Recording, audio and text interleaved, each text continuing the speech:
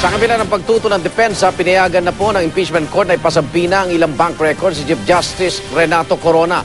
Pero ang prosekusyon na-question kung paano nakuha ang mga impormasyon patungkol sa bank account ng punong maestrado. Mula sa Senado, nakatutok live si Sandra Aguinaldo. Sandra? Yes, Igan, tama ka. Pinayagan na nga ng impeachment court yung pagpapatawag sa mga opisyal ng BPI at ng PS Bank kaugnay nga dito sa mga bank accounts ni Chief Justice Renato Corona. Pero may tinukoy na limitasyon ng impeachment court para naman daw maprotektahan ang karapatan ni Corona. Maingat ang impeachment court sa pagpayag sa pagpapasampina sa bank accounts ni Corona dahil na rin sa batas na nagbabawal sa pagsasapubliko ng mga ito nang walang pahintulot ng may-ari ng account. Sa resolusyong binasa ni Senate Majority Leader Tito Soto, tinukoy na ang impeachment proceedings ang isa sa mga pagkakataong maaaring payagan ang pagsasapubliko ng bank records. Pero kailangan daw, konektado ito sa isyong pinag-uusapan sa impeachment court, ang di paglalahad umano ng buong yaman ni Corona sa kanyang SALN. Because of the pendency of the present impeachment proceedings and for no other reason.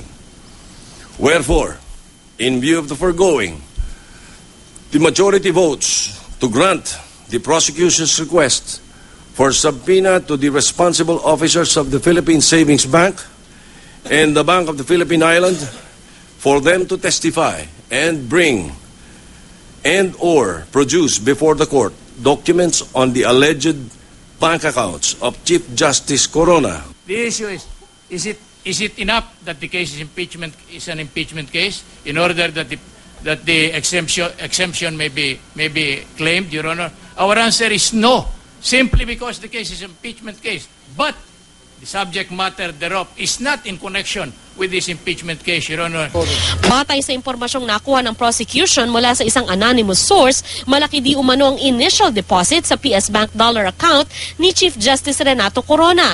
Nanalo rin umano ng 1 million pesos si Corona sa paraffle ng PS Bank noong 2008 pero hindi rin umano idiniklara sa kanyang SALN. Tinukoy din ng prosecution ang BPI account ni Corona na pinagkuhanan ng pondo para sa checking inisyo niya umano sa Mega World na nagkakahalaga ng mahigit 19 million pesos noong 2008 at 2009, pambayad umano sa mga properties na binili niya. Puna ng prosecution, naglalaro lang sa 2.5 million pesos hanggang 3.5 million pesos kada taon ang idineklarang cash and investments ni Corona mula 2002 hanggang 2010. Yung pinakamataas sa cash and investment, 3.5 million lang. Ibig sabihin yung isang cheque lang na pinabayad sa Villaggio na 5 million, mas mataas na yon sa kanyang buong dineclare na cash and investment.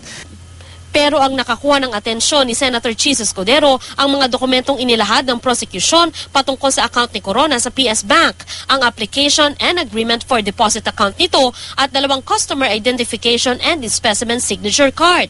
Paano daw nakuha ng prosecution ang mga ito? Sino po yung prosecutor na nagbigay sa'yo at alangan namang multo? The prosecutor is here inside the session hall. So one of the prosecutors, Congressman Reynaldo Umali. Where did you see that short lady?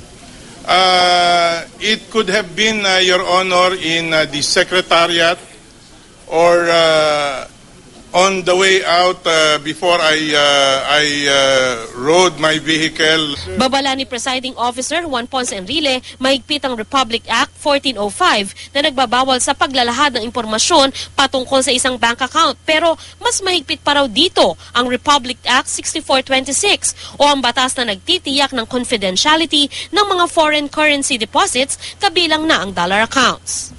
Republic Act 6426 is a very strict law, far stricter than Republic Act 1405. It imposes a penalty for its violation, and nobody is immune from that penalty, whether you are a member of the court, whether you are a member of the legislature.